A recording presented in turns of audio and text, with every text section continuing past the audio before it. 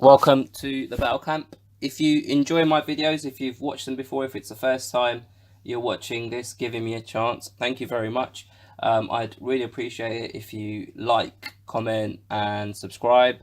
Also share if you can be bothered. That would be really nice of you.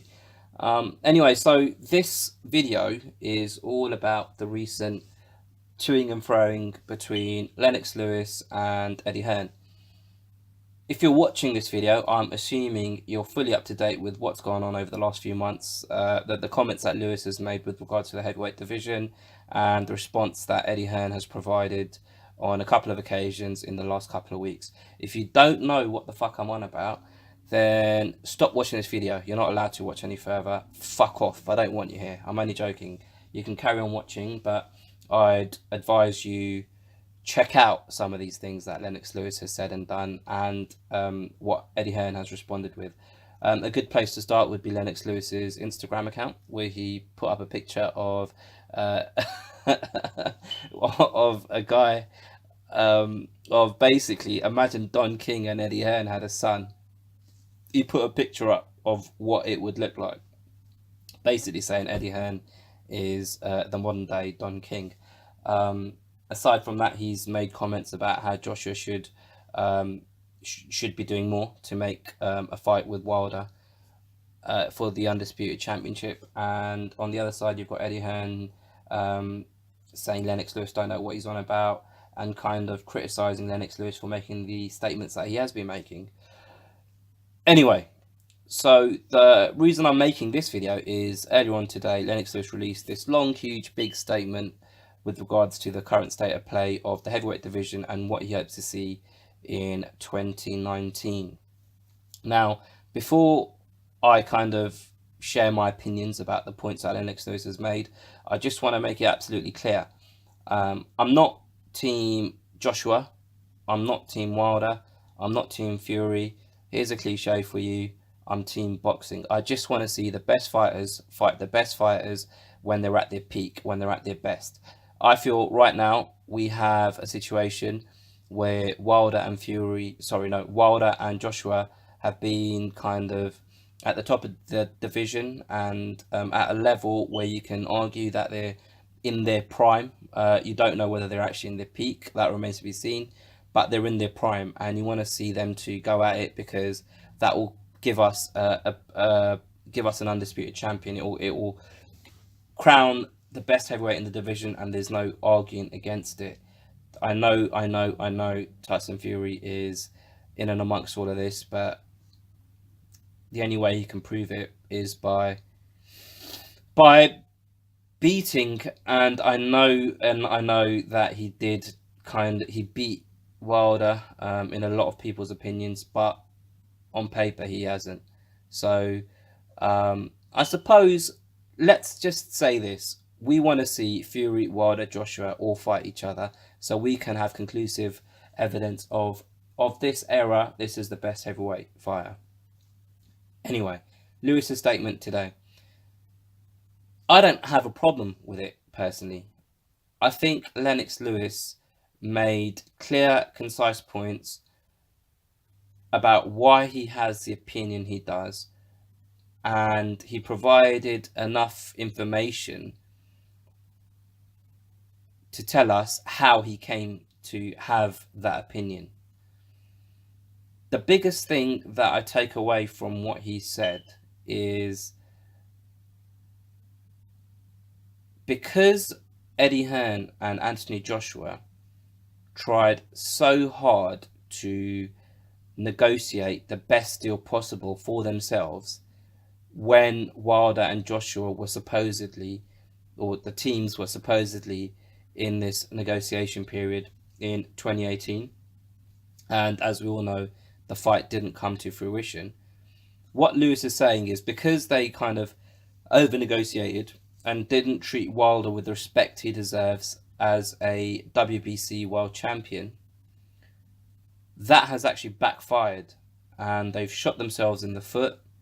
And because of that, we're now in a situation where Wilder had to go elsewhere to build his profile, and Tyson Fury was the fight that he chose to do so. And because that fight was deemed a success, and it maybe didn't generate as much money as a, and this is just me saying this, Lewis didn't talk about it, didn't generate as much money, but it didn't generate as much money as a Joshua fight would have, but it actually captured the interest of the audiences, and it makes the Wilder Fury 2 fight one that can kind of bring in a lot of revenue. And the figures that Lewis gave was between 60 and 90 million dollars. No idea how he arrived at that conclusion or what metrics he used, but that's his opinion. And to be fair, there's a big difference between 60 and 90 million. So it's not saying it. He's not saying it's going to make exactly this amount, but yeah, he's giving you a general idea or a feel of what a fight of that magnitude can bring in. So because of this, Wilder and Fury have raised their profile, and they're gonna stand to make more money than they did in the first fight, which I think we all can agree with. And because of Eddie Hearn over negotiating initially with Wilder, it's actually weakened their position, because now now Joshua and Eddie Hearn need to find themselves a viable opponent to face. And after Fury and Wilder 2, whoever wins that fight, it actually makes their negotiation position a lot stronger than it did in 2018. And it means that Joshua and Eddie Hearn will have to actually give a lot more than they would have done if they were a bit more reasonable in 2018. I hope that makes sense. Now, if you're watching this video, chances are you're going to be watching a few more of these types of videos and getting more opinion about what's going on, etc. What I've noticed on YouTube recently is you've got a shed load of Wilder fans who basically argue the case for Wilder irrespective of what happens and how it happens.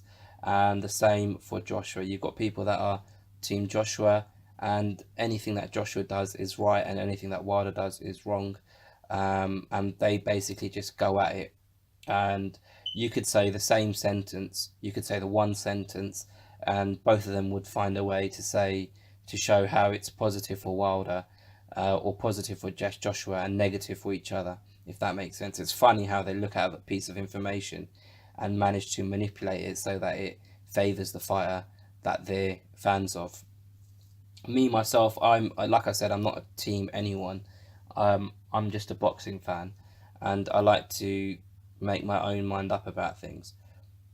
In this situation, although I understand Lennox Lewis and his position, I don't agree with it, because one thing that really irks me about boxing at the moment and the heavyweight situation is Lennox Lewis said in this particular statement that he wants to see more from Joshua in terms of him chasing fights with other top contenders, Wilder and Fury. He wants to see him chase the glory of being the undisputed champion, rather than just kind of looking at it from a financial standpoint and seeing what he stands to gain from a situation. He wants him to be, I suppose, more focused on the sporting side than the business side, which, if you think about it, is kind of a fair statement. But I think one thing that Lewis has missed in the statement that he made is why is that onus only on Joshua? Why isn't it Wilder? Why shouldn't Wilder be doing the same? Because to me, and in my mind, if we're talking about this from a sporting perspective and just from a position of, as a man, I want to prove I'm better than you. Joshua's got 3 championship belts and Wilder's got 1. So if that effectively deems you to be the second best heavyweight in the division, because there's someone else who has more titles than you. So if you're the second best person in any endeavor, The only way you can prove you're the best person is by beating the best person. So why is the onus on Joshua to almost act like the guy that's the contender by chasing Wilder? I know he said, "Oh, the crown jewel, the belt that Wilder's got is a crown jewel," but Joshua's got three other belts. Joshua consistently earns a lot more than these guys. He puts a lot more bums in seats than these guys. He's beaten the better competition over the last 2 years than anyone else. He's all the metrics you can use to say this guy is the best guy. What Joshua's the at the top of all of those metrics. So why should he be the one then showing the hunger to fight Wilder? I don't know. It doesn't sit right with me. The logic makes sense, but it needs to be applied to everyone. So I suppose what I'm saying is, it seems like he holds Joshua to a different standard than he holds Wilder. Now it might be because he's people say he's friends with Wilder. I don't know how accurate that is. I haven't really seen much of them two knocking about together in a bar, or do you know what I mean? I haven't really seen them together often enough for me to say that they're friends. Not that I personally know them. I'm just talking about on YouTube and social media, etc. Lewis also made it clear that no TV company where he does commentary gigs, etc., or kind of, I can't remember the exact wording, but basically was saying that because he's worked for Fox and he's worked for Showtime to commentate, that doesn't shape his opinion.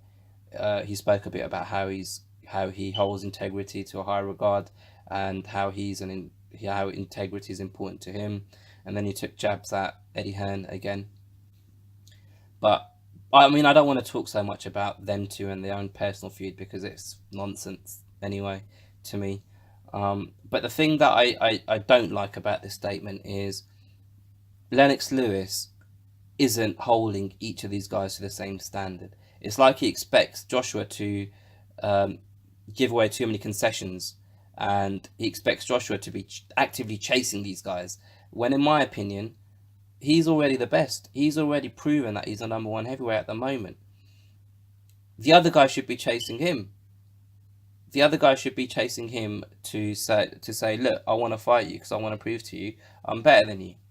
And the statement isn't a balanced statement, in my opinion. It doesn't show both sides of the argument. It literally just says Joshua needs to do this, Joshua needs to do that, Joshua needs to take less money. And it doesn't sit well with me. I'm going to make a separate video about Deontay Wilder and his position at the moment, and what I think he could and should be doing differently. I suppose I haven't really thought it through properly, but I kind of know what I want to say about him. I think the final point that I want to leave with is, when Eddie Hearn stands there and talks shit about Lennox Lewis, I understand where he's coming from. But what I don't agree with is when he compares resumes between Lennox Lewis and Joshua, and when he's like, oh, when Lennox Lewis had 22 fights, he was fighting for a Commonwealth title. Joshua's won the world title in his 16th fight. There's no comparison. That's a proper shit Hearn impression, but you know what I mean. That's basically what he says. But as soon as you step up, you stepped up. No one forced Joshua to take that fight in his 16th fight. He did it. He won it, and he's won every fight since. So every time there's been a question asked of him, he's answered it. But once you step up, that's on you. Now you're the world champion. You've got that target on your back. You've got to do everything you can to make sure no one beats you. So whether that happens in your 22nd fight or it happens in your 35th fight, you've made that conscious decision. When Lionel Messi was 16 or 17, 18, playing for Barcelona and running rings around defenders, you don't compare him to say, what was that defender doing when he was 16 or 17? you compare the defender that he's facing there and then. Does that make sense? I don't like this argument about, oh, what were you doing by the time you were fighting your 16th fight or your 22nd fight? What has he done overall? Lennox Lewis has achieved everything there was to achieve. It's not a sprint, is it? This is a boxing career, and I think Lennox Lewis, although he took losses, he manoeuvred himself quite well around his career. He fought everyone he had to, and he beat everyone that was put in front of him.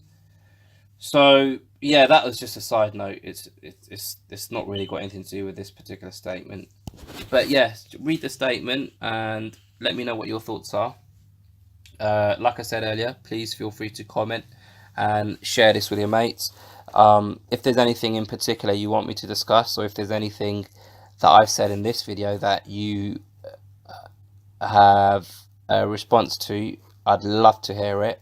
And then who knows, I might make another video responding to your response, and then you can respond again, and I can make another video responding to your response, and then you can respond again, and then yeah, we can just do this forever. Anyway, thanks for your time. I'll see you next time.